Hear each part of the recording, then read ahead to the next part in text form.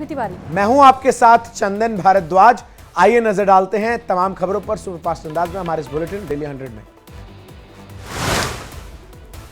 Qatar के दोहा में भारतीय समुदाय ने पीएम नरेंद्र मोदी का किया स्वागत। पीएम मोदी को देख उत्साहित नजर आए लोग। प्रधानमंत्री मोदी से दोहा में मुस्लिम समुदाय के लोगों ने भी की मुलाकात। लोगों ने मोदी मोदी के लगाए नारे। पीएम मोदी को दोहा में भारतीय समुदाय के लोगों ने दिया तोहफा। पीएम मोदी को सुंदरकांड किया गया गिफ्ट। प्रधानमंत्री मोदी ने दोहा में कतर के प्रधानमंत्री मोहम्मद बिन अब्दुल रहमान के साथ की बैठक। दोनों के बीच हुई द्विपक्षीय वार्ता। पीएम मोदी ने कतर के प्रधानमंत्री अब्दुल रहमान के साथ व्यापार को लेकर की चर्चा की। ऊर्जा और वित्त क्षेत्रों में द्विपक्षीय सहयोग बढ़ाने पर चर्चा। प्रधानमंत्री नरेंद्र मोदी ने दोहा में कहा, भारत और कतर के बीच दोस्ती होगी मजबूत। पीएम मोदी यूएई के बाद पहुंचे कतर। दोहा में एयरपोर्ट पर कतर के विदेश राज्य मंत्री ने पीएम मोदी का किया जोरदार स्वागत। कतर दौरे को लेकर प्रधानमंत्री मोदी ने किया ट्वीट, लिखा, दोहा में असाधारण स्वागत, भारतीय प्रवासी का हूं आभारी। पीएम मोदी ने यूएई में पहले हिंदू मंदिर का किया उद्घाटन। मंदिर परिसर का पीएम ने लिया जायजा। 700 करोड़ की लागत से बना है मंदिर। मंदिर के उद्घाटन के बाद प्रधानमंत्री मोदी ने स्वामी नारायण मंदिर में की पूजा अर्चना। मंत्रोच्चार के बीच की भगवान की आरती। मंदिर के पुजारी ने पीएम मोदी का किया भव्य स्वागत। फूलों की माला पहनाकर किया अभिनंदन। मंदिर में पूजा के बाद प्रधानमंत्री मोदी को कमल की फूलों की माला पहनाकर किया गया अभिवादन। पुजारियों ने प्रधानमंत्री का किया शुक्रिया। अबू धाबी में पीएम मोदी ने जनता को किया संबोधित। कहा कि यूएई की धरती ने मानवीय इतिहास का स्वर्णिम इतिहास लिखा है। मंदिर के पीछे सालों पुराना इतिहास जुड़ा हुआ है। प्रधानमंत्री ने कहा, ज़ियाद ने करोड़ों भारतवासियों की इच्छा को पूरा किया। मंदिर निर्माण में शेख मोहम्मद की बड़ी भूमिका। राष्ट्रपति नहयान के लिए धन्यवाद शब्द छोटा। पीएम मोदी ने कहा कि अयोध्या में सदियों पुराना सपना पूरा हुआ है। रामलला भव्य मंदिर में विराजमान हुए हैं। ये समय भारत के अमृतकाल का है। प्रधानमंत्री मोदी ने मां भारती को याद कर कहा, मेरे शरीर का कण कण मां भारती को समर्पित। 140 करोड़ भारतीय हैं मेरे आराध्य देव। पीएम मोदी ने दुबई में यूएई के उपराष्ट्रपति शेख मोहम्मद बिन राशिद से मुलाकात की। विदेश मंत्री एस जयशंकर भी साथ में मौजूद रहे। वर्ल्ड गवर्नमेंट समिट में शामिल हुए प्रधानमंत्री मोदी, कहा, अब दुनिया को ग्रीन और क्लीन सरकार की जरूरत। ऐसी सरकार जो पर्यावरण से जुड़ी चुनौतियों को लेकर हो गंभीर। पीएम मोदी ने कहा कि कोरोना के बाद से भारत सरकार पर बढ़ा लोगों का भरोसा। भारतीयों को सरकार की कमिटमेंट पर पूरा विश्वास है। अबू धाबी में पहले हिंदू मंदिर के उद्घाटन पर बोले संगीतकार शंकर महादेवन, कहा, हमारी संस्कृति के साथ हाथ मिलाना यूएई सरकार का अच्छा फैसला। पीएम मोदी के यूएई दौरे को लेकर के विदेश मंत्रालय के प्रवक्ता रणधीर जायसवाल ने लिखा और ट्वीट किया कि पीएम के दौरे ने मील का पत्थर किया स्थापित। आज केंद्र सरकार के साथ किसानों की बैठक। प्रदर्शनकारी किसानों से करेंगे बातचीत। किसानों को भेजा गया बैठक का नोटिस। चंडीगढ़ के महात्मा गांधी प्रशासनिक संस्थान में आयोजित होगी बैठक। किसान आंदोलन को लेकर संयुक्त किसान मोर्चा पंजाब का बड़ा फैसला। आज पंजाब और हरियाणा के सभी टोल कराए जाएंगे फ्री। कृषि मंत्री अर्जुन मुंडा ने की किसानों से अपील। कहा कि बातचीत के रास्ते ढूंढने की जरूरत है। सरकार को किसानों की चिंता है। किसानों के मुद्दे पर रक्षा मंत्री राजनाथ सिंह के घर हुई बैठक। बैठक में कृषि मंत्री अर्जुन मुंडा भी रहे मौजूद। किसानों ने 16 फरवरी को भारत बंद का किया ऐलान। किसान संगठनों को मिलेगा संयुक्त किसान मोर्चा का साथ। किसानों के आंदोलन के चलते हरियाणा के 15 जिलों में धारा 144 लागू। डीजीपी ने ली लोगों से कानून व्यवस्था बनाए रखने की अपील। केंद्रीय मंत्री कृष्णपाल गुर्जर ने इंडिया दिल्ली लाइव पर किसान आंदोलन को लेकर बातचीत की। कहा कि यह किसान का नहीं विपक्ष का आंदोलन है।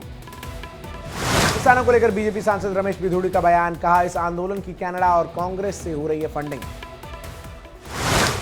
इटावा में अखिलेश यादव ने केंद्र सरकार पर बोला हमला। कहा कि चौधरी चरण सिंह को सरकार दे रही है भारत रत्न, लेकिन किसानों की दबा रही आवाज।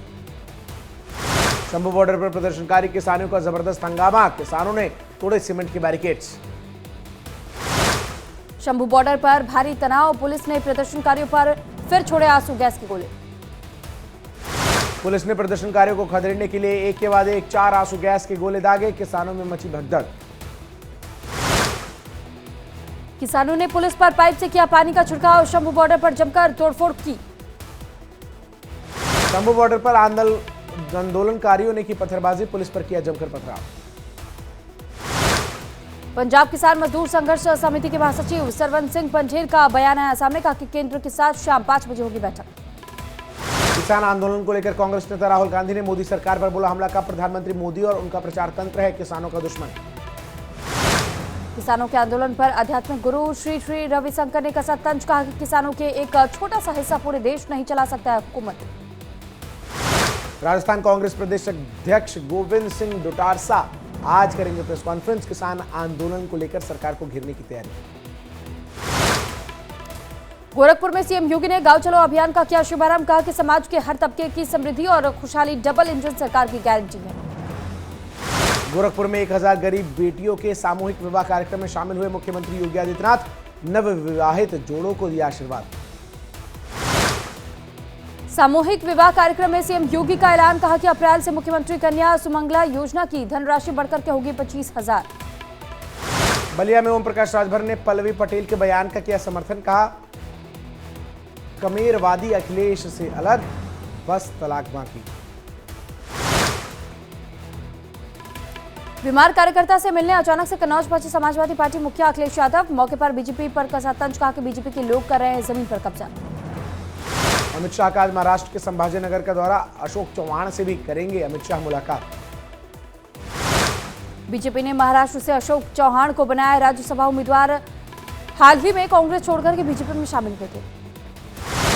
बीजेपी ने राज्यसभा कैंडिडेट की जारी की लिस्ट, उड़ीसा से केंद्रीय मंत्री अश्विनी वैष्णव को बनाया गया उम्मीदवार। उड़ीसा में केंद्रीय मंत्री अश्विनी वैष्णव का समर्थन करेगी बीजेडी, नवीन पटनायक ने समर्थन का लेटर भी जारी किया। राज्यसभा चुनाव में बीजेपी अध्यक्ष जेपी नड्डा ठोकेंगे ताल, नड्डा गुजरात से बीजेपी के राज्यसभा उम्मीदवार। राजस्थान में आज नामांकन करेंगे चुनीलाल गरासिया और मदन राठौड़, सुबह 11 बजे बीजेपी प्रत्याशी नामांकन करेंगे दाखिल। कांग्रेस ने राज्यसभा उम्मीदवारों की दूसरी लिस्ट की जारी, अजय माकन को कर्नाटक से बनाया उम्मीदवार। कांग्रेस ने कर्नाटक, मध्य प्रदेश और तेलंगाना से राज्यसभा उम्मीदवारों का ऐलान किया है। कर्नाटक से अजय माकन, मध्य प्रदेश से अशोक सिंह को मौका मिला। मिलिंद देवड़ा को राज्यसभा भेज सकती है शिवसेना, आज नामांकन कर सकते हैं दाखिल। पीएम मोदी जम्मू कश्मीर का करेंगे दौरा, 20 फरवरी को जम्मू में करेंगे रैली। लोकसभा चुनाव को लेकर जयपुर में हुई बीजेपी की अहम बैठक, आगामी रणनीति को लेकर हुई चर्चा, लाभार्थी संपर्क अभियान को लेकर रूपरेखा की गई तैयार। केंद्रीय मंत्री अश्विनी वैष्णव ने उड़ीसा में पूरी रेलवे स्टेशन को किया निरीक्षण और विकास कार्यों का भी जायजा लिया। उड़ीसा के पुरी में जगन्नाथ मंदिर पहुंचे केंद्रीय मंत्री अश्विनी वैष्णव, मंदिर में पूजा अर्चना कर लिया आशीर्वाद। दिल्ली सीएम अरविंद केजरीवाल को ईडी ने भेजा छठा समन, 19 फरवरी को ईडी ने पूछताछ के लिए बुलाया। राहुल गांधी के खिलाफ ठाणे कोर्ट में आज सुनवाई, मानहानि मामले पर राहुल गांधी के खिलाफ होगी सुनवाई। ज्ञानवापी परिसर में पूजा को लेकर के मुस्लिम पक्ष की याचिका पर सुनवाई आज, जिला जज के आदेश के बाद से व्यास जी के तहखाने में हो रही है पूजा। इलाहाबाद हाईकोर्ट में सुबह 10 बजे होगी सुनवाई, मुस्लिम पक्ष की दलीलों के बाद हिंदू पक्ष करेगा दलीलें पेश। राजस्थान के सभी स्कूलों में आज सूर्य नमस्कार कराने के निर्देश, जमीयत उलेमा ने बच्चों को स्कूल नहीं भेजने की अपील की। पश्चिम बंगाल के बसीरहाट में बीजेपी कार्यकर्ताओं पुलिस के बीच मुठभेड़, पुलिस ने कार्यकर्ताओं को संदेश खाली जाने से रोका। पुलिस के साथ धक्का मुक्की के बाद से बेहोश हुए बंगाल बीजेपी अध्यक्ष सुकांत मजूमदार, ऑक्सीजन मास्क लगाकर हॉस्पिटल ले गए कार्यकर्ता। लद्दाख के द्रास में मार्शल आर्ट शिविर का आयोजन, हिमालयन खेल और सांस्कृतिक विकास को बढ़ावा देना उद्देश्य। परीक्षा को लेकर के सीबीएसई ने जारी की है एडवाइजरी, कहा कि 10:30 बजे शुरू होगा पेपर, बोर्ड पे और साथ ही 10 बजे परीक्षा केंद्र पहुंचने की कई बात। बुलंदशहर में तलाक पीड़िता ने की सनातन धर्म में घर वापसी, प्रकाश के साथ शादी कर शायदा से बनी शारदा, मंदिर में लगाए जय श्री राम के नारे।